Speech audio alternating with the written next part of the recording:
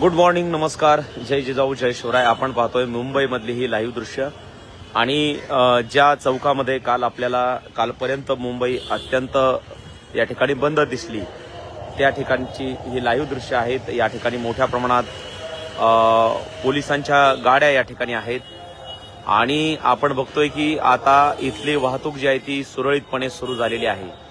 मनोजदादा जरांगे पाटील यांनी रात्रीच त्यांच्यासोबत आलेल्या मराठा समाजाला सूचना केली होती, आदेश दिला होता की यानंतर मी तुम्हाला गाड्या रस्त्याच्या बाजूला घ्या असं सांगणार नाही, आता शेवटचं सांगतोय. आणि त्यानंतर संपूर्ण मराठा समाजाने या ठिकाणी आपल्या गाड्या या पार्किंगच्या ठिकाणी किंवा पोलिसांनी सांगितलेल्या नेमून दिलेल्या ठिकाणी घेऊन गेलेले आहेत.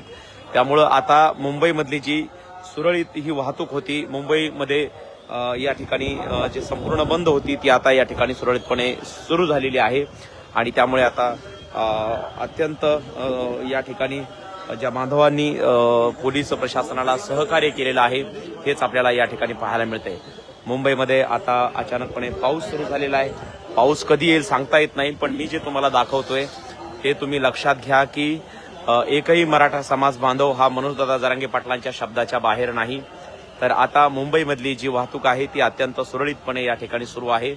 आपण बघतो आहे टॅक्सी असतील, गाड्या असतील किंवा पायी चालणारे, रस्त्याच्या कडेने पायी चालणारे लोक असतील, तर हे अगदी सहजपणे इकडे तिकडे वावरताना आपल्याला पाहायला मिळत आहेत.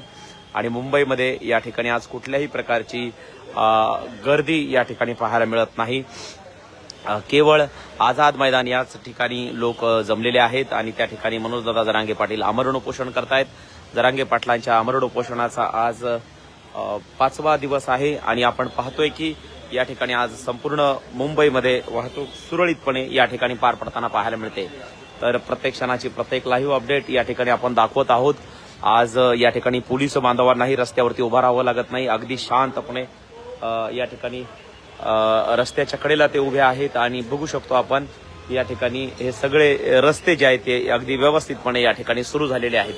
प्रत्येक क्षणाची प्रत्येक लाईव्ह अपडेट आझाद मैदानाच्या बाहेर परिसरातून तुम्हाला मी देण्याचा प्रयत्न करतोय.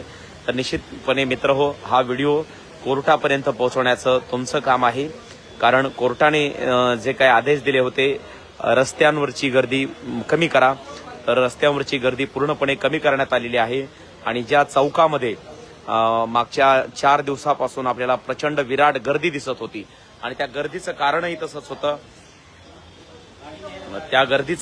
तसंच होतं की त्या ठिकाणी पहिल्या दिवशी या भागातलं संपूर्ण मार्केट बंद करण्यात आलं होतं. पहिल्या दिवशी लोकांचे प्रचंड हाल झाले होते